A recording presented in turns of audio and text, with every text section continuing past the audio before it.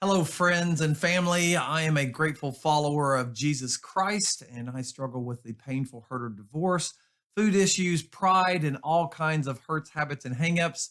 And my name is Eric.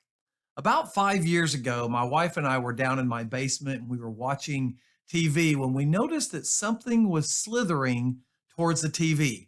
My wife immediately jumped up on the couch and started screaming, which really didn't help things at all. I turned on the lights and discovered that there was not just one baby snake, but four baby snakes in my house. I caught three and assassinated them, but there was one snake left that went underneath one of our baseboards and escaped. We went to bed that night knowing that there was a snake in our house. As we got up the next morning, we were a little cautious in putting our feet down on the floor. And as we walked around, we kept looking for this snake that was somewhere in our house. I called a handyman and he fixed the hole where the snakes were getting in, and he fortunately found the fourth snake and he killed it. So that story ended well, and we were so thankful that the snakes were removed and he fixed the hole in our house. But I want to ask you a question. If I told you that there was a snake in your house, would it change your actions when you went inside your house? How about this? What if I told you that there was definitely $1 million somewhere in your house? And you believe me, I mean, it was a true statement. That $1 million might be in the walls, it might be in the attic, it might be somewhere under your sink. You don't know, it's just somewhere in your house. How would that change your actions when you went home?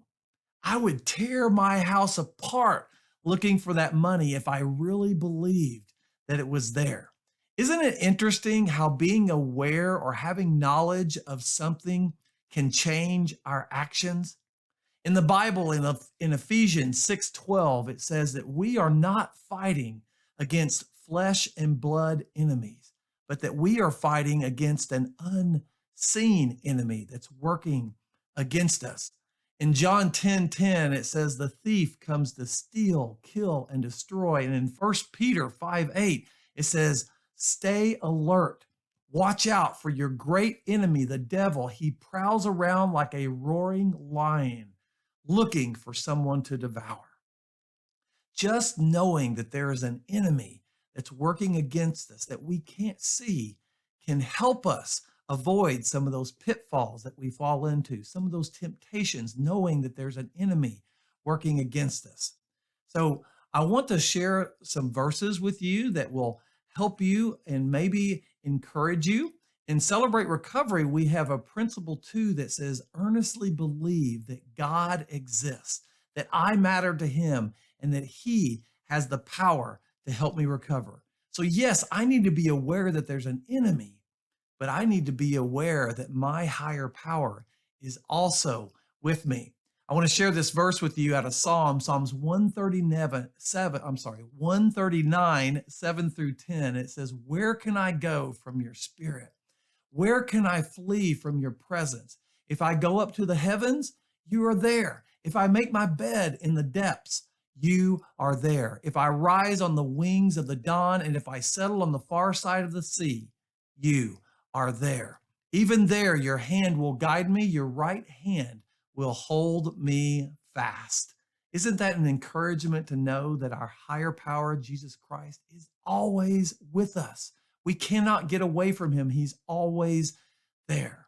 So I want to encourage you. I don't know where you are today. I don't know what struggles you're going with, but I want you to be aware, first of all, that your struggle is against the enemy, not against that person that said something to you or against your circumstances, but there is an enemy that is against you, but you have a higher power that is greater than anything that the enemy can throw against you. I want to share one last verse with you out of John 16:33. It says, and this is Jesus, he's talking to his disciples about something that's about to come, his crucifixion, that's going to be really hard for them to take. And he says, I have told you all of this that you may have peace in me. Here on earth, you will have trials and sorrows. Have you had any trials or sorrows in your life? I know I have. But Jesus says, take heart because I have overcome the world. So if you are frustrated or you are depressed or you are just really struggling through some bad circumstances in your life, know this, be aware that your higher power, Jesus Christ, is right there waiting to help you, but he doesn't force himself on you. You've got to be willing and to let him into that situation. I hope this video finds you in a good place, but if not, take your cares and your worries and your frustrations and your circumstances to God, to Jesus Christ, our higher power, and he will hold you fast. May God bless you and keep you.